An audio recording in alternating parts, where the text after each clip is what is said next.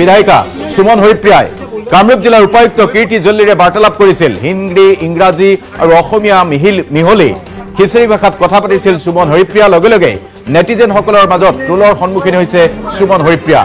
আৰু আজি আপুনি টেলিভিছনৰ পৰ্দাত দেখি আছে সুমন হৰিপ্ৰিয়াক। সুমন হৰিপ্ৰিয়া ছ'চিয়েল মিডিয়াত ট্ৰোল হৈছে। উপায়ুক্তৰ সৈতে তিনিটা ভাষাত কথা পাতি বৰ কষ্টৰে হলেও কিন্তু জিলা উপায়ুক্তক বান পৰিস্থিতি অৱগত কৰিবলৈ চেষ্টা কৰিছে। বাকী বেছিভাগ মন্ত্ৰী বিধায়কীয় দুৰ্যোগৰ সময়ত সমষ্টিবাসীৰ কাষত নাই, জনতাৰ কাষত নাই। সুমন হৰিপ্ৰিয়াক ট্ৰোল কৰাসকলে ভাবক ক'ত আছে বাকীসকল জনপ্ৰতিনিধি। 126 জন বিধায়ক, 14 জন সাংসদ আৰু ৰাজ্য চৰকাৰৰ অধীনস্থ বিভিন্ন নিগম নিকায়ৰ অধ্যক্ষ উপাধ্যক্ষ অতি কমেও 100 জন কিয় বানাক্ৰান্তৰ কাষত উপস্থিত হোৱা নাই? ৰাজ্যত অপৰিৱৰ্তিত হৈ আছে বান পৰিস্থিতি। সুমন হৰিপ্ৰিয়াই কি কৰিছে, কেনেকৈ কৰিছে সেই বিষয়টোক লৈ নেটিজেনৰ মাজত সাংঘাতিক চৰ্চা। সুমন হৰিপ্ৰিয়াক ট্ৰোল কৰাসকলে আজি এই প্ৰশ্নটো ভাবিছেনে নাই? বানাক্ৰান্তৰ কাষত বাকীসকল মন্ত্ৰী বিধায়ক কিয় উপস্থিত হোৱা নাই? কি আছিল সেই ভিডিঅ'টো আপোনালোকক দেখুৱাই ল'ব খুজিছোঁ।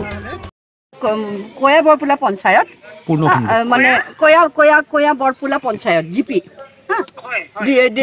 this is in the left side of our Somukha embankment.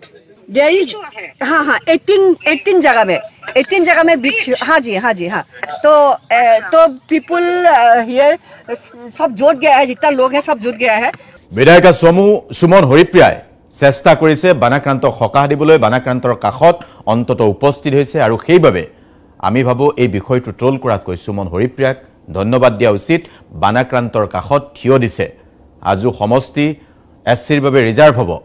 Suman হৰিপ্ৰিয়াই election ইচ্ছা কৰিলেও হাজু সমষ্টিত খেলিব নোৱাৰিব। তৎসত্ত্বেও কিন্তু সমষ্টিবাসীক সুমন হৰিপ্ৰিয়াই এৰি দিয়া নাই। আৰু সেইবাবে আজিৰ তাৰিখত ব্যাপক ট্ৰোলৰ সন্মুখীন হ'লেও, ভাইৰেল হ'লেও সুমন হৰিপ্ৰিয়া ধন্যবাদৰ পাত্ৰ।